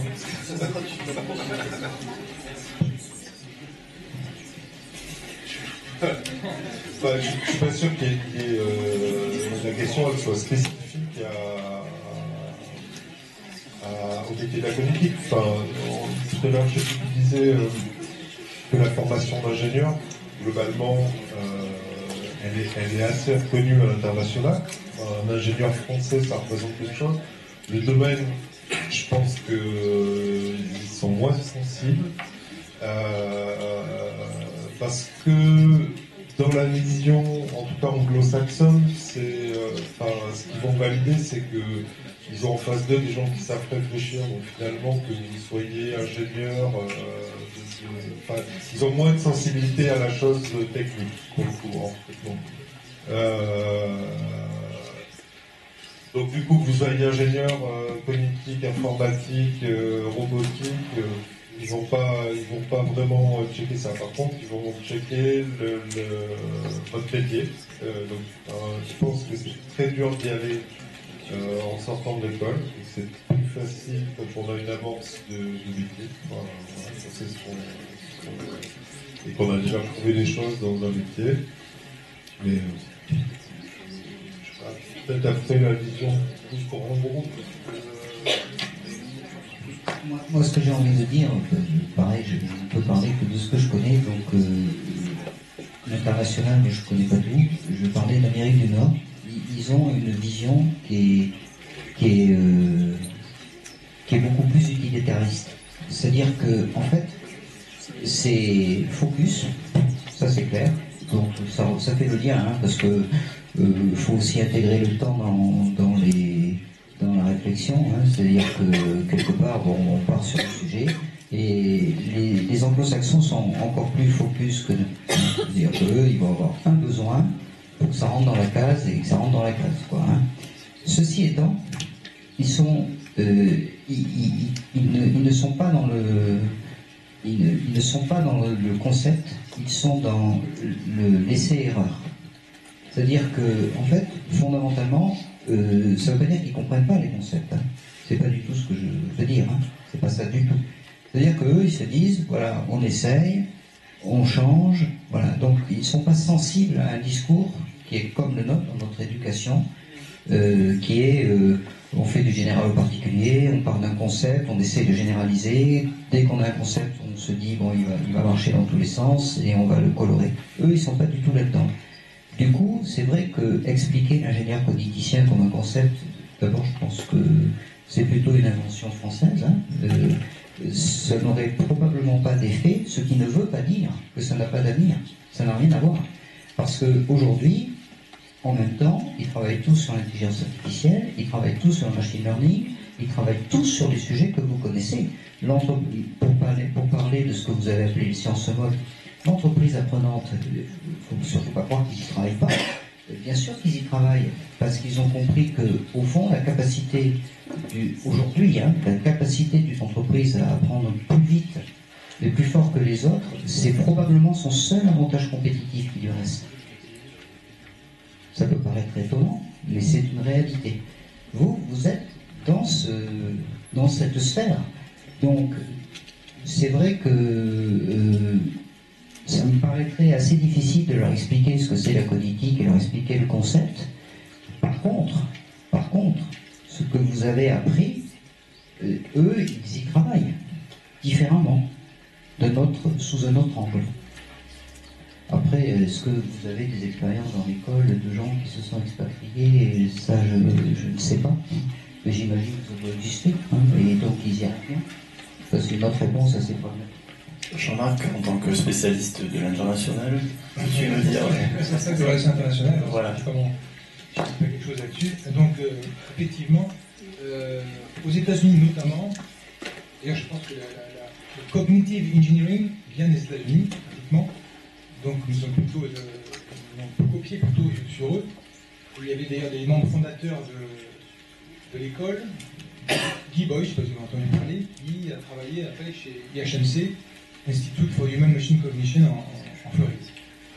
Et donc tout ça, c'est pour dire qu'en fait, les Masters of Cognitive Engineering, il y en a un certain nombre aux États-Unis, ils sont un peu en avance sur nous, sur l'Europe, même d'ailleurs sur le reste du monde. Donc, et alors ça c'est un point, mais de manière générale, je pense que pour vous, en tout cas, c'est plutôt un bon avenir qui se présente, parce que il est carrément autour de vous, en fait. Hein, il y a de plus en plus d'objets complexes et des interactions homme-système complexes. C'est-à-dire, vous avez tous un smartphone, vous avez tous votre voiture, partout chez vous, des appareils, c'est un peu compliqué. Numérique, tout est numérique, il y a de plus en plus d'interactions de système avec des appareils comme ça. Et donc, nécessairement, il faut des gens qui comprennent les usages et qui vont qualifier ces utilisateurs. Bref, il faut nécessairement des gens un petit peu à l'interface de ces disciplines techniques et humaines. Donc je pense que, d'ailleurs, il n'y a pas que ça.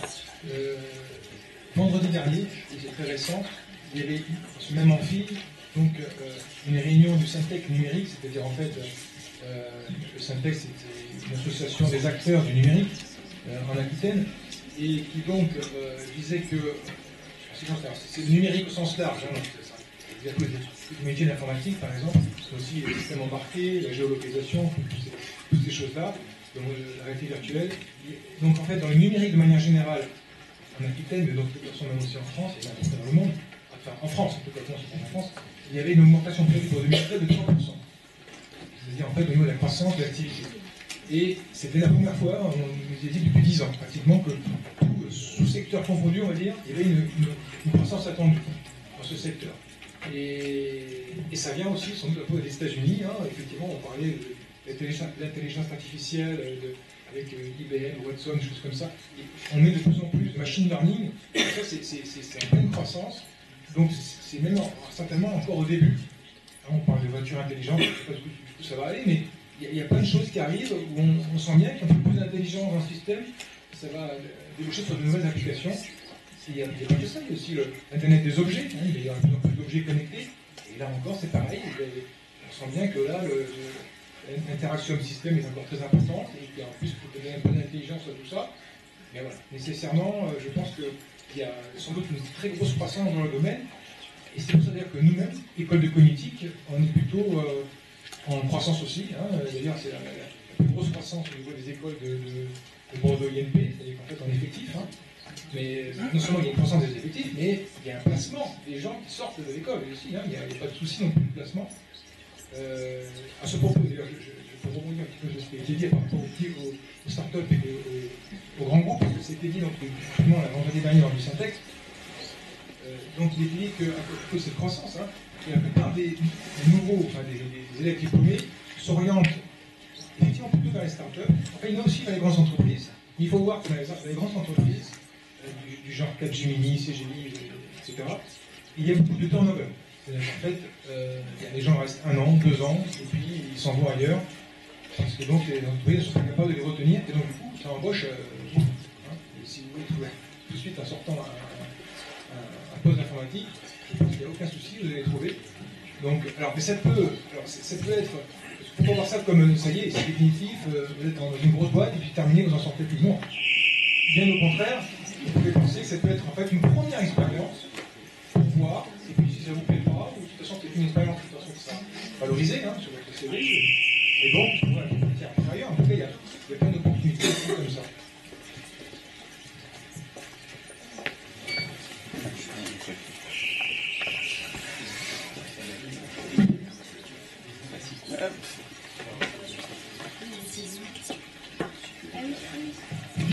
Vous avez des questions?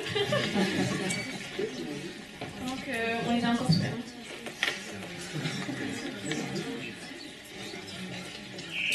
D'accord, on peut expliquer ça.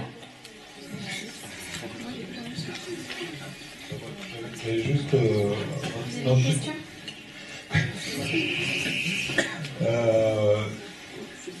C'est un sujet super vaste et 2 heures c'est bien pour commencer à l'aborder. Enfin, je l'ai dit, je leur dis ici, nous on est à votre discours.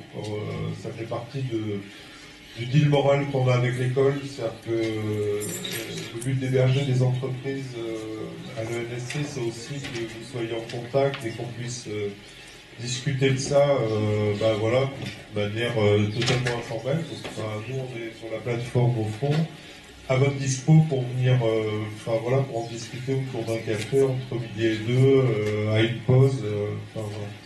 Venez rencontrer, parce qu'il y a une diversité de métiers et d'entreprises voilà, qu'il faut que vous réussissiez à appréhender rapidement, parce que c'est ça qui va vous ouvrir le champ des possibles et où vous allez commencer à voir ce que vous allez pouvoir faire. C'est l'inconvénient d'avoir trop de choix. Et du coup, je pense qu'on va pouvoir conclure sur cette table ronde. Remercier tout le monde, donc les présents, les intervenants.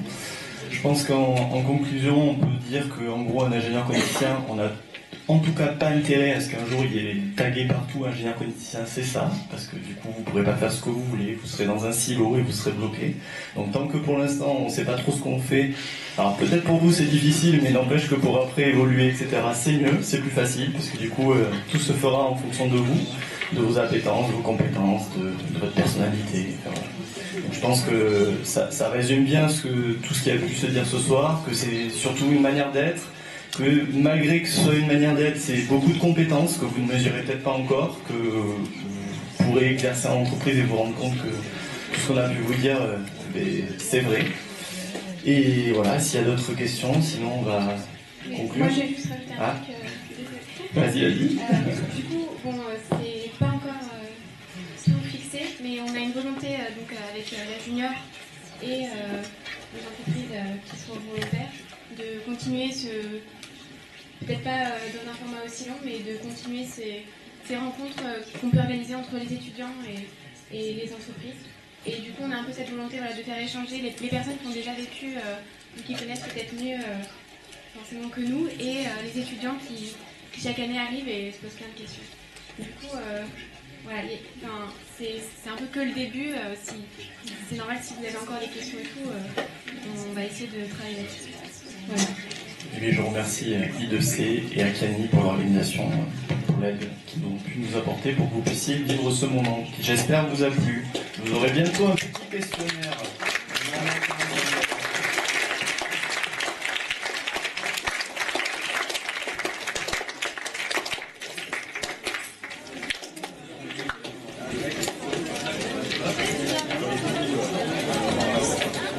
Merci.